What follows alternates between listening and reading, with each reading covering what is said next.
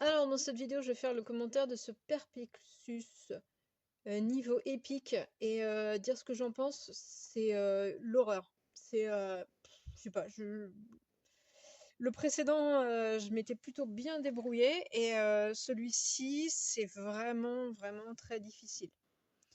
Alors, bon, si on connaît pas le Perplexus, le principe, c'est un puzzle en 3D dans lequel on va déplacer une bille qu'on doit emmener du point de départ jusqu'au 125e obstacle.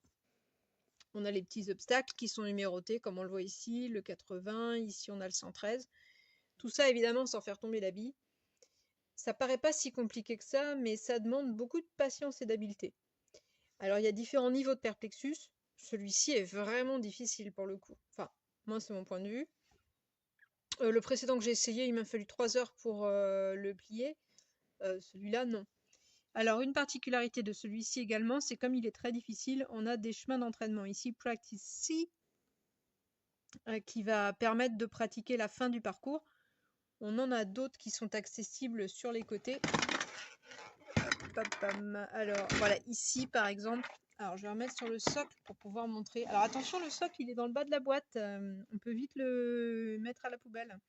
C'est vraiment un petit bout de plastique ordinaire. Voilà, ici. Donc, on voit l'entraînement B qui commence au 56. Donc, ça permet de pas, par exemple, passer 3 ans comme moi à passer l'obstacle 20 pour me casser la goule ensuite derrière sur les suivants. Donc, voilà. Et au niveau du Perplexus, donc voilà, on a des obstacles assez sympas. Alors, celui-ci, là, jamais réussi. Pourtant, en soi, c'est pas compliqué, hein. On descend l'escalier, mais hop, on descend l'escalier et hop là, ça saute. Voilà, on va avoir des obstacles comme celui-ci. Alors, ceux-là sont faciles, mais ils sont mignons à faire. Qu'est-ce qui est très sympa dans ce parcours-là en particulier, les petits serpentins comme ça. On va avoir le grand escalier ici qui va glisser, qui sont alors pour le coup des obstacles assez faciles à réaliser. Voilà, on a un tunnel ici dans lequel on ne voit pas la balle. Voilà, celui-ci aussi est très difficile, le 107. Alors la difficulté aussi, c'est que comme c'est en 3 dimensions, mais parfois il faut tourner l'ensemble pour continuer à avoir une vue correcte. Et puis c'est là qu'on fait tomber la bille. Voilà, quoi dire que ce qui m'a un petit peu embêté avec ce Perplexus, c'est que pour revenir ici à la base, la bille vient se coincer dans les obstacles jaunes qui sont devant et derrière. Bon, un petit claque sur le truc et puis ça se décoince, mais enfin c'est un petit peu embêtant. Ils auraient dû penser à laisser la place partout sur les billes. On arrive aussi à sauter d'un obstacle 18 ou 15 jusqu'à un 80. Ça aussi on y arrive, mais bon, on n'a pas la satisfaction de l'avoir réussi complètement. Voilà, donc c'est très sympa.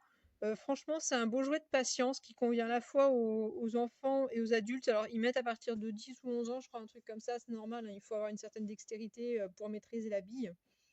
Et il faut être capable de gérer sa frustration aussi. Même moi, j'avoue, c'est un petit peu énervant parfois. En tout cas, celui-ci est vraiment, pour le coup, beaucoup plus difficile qu'il n'y paraissait quand je l'ai attrapé la première fois. Franchement, les obstacles étant rapides, c'est difficile de mesurer sa vitesse et de ne pas basculer. Voilà, c'est un petit peu la principale difficulté de celui-ci. Très bon Perplexus en tout cas, pour ceux qui ont envie que ce ne soit pas facile.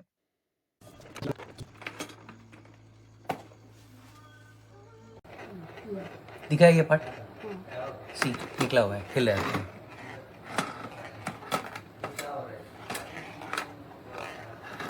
Damaged है वो पार्ट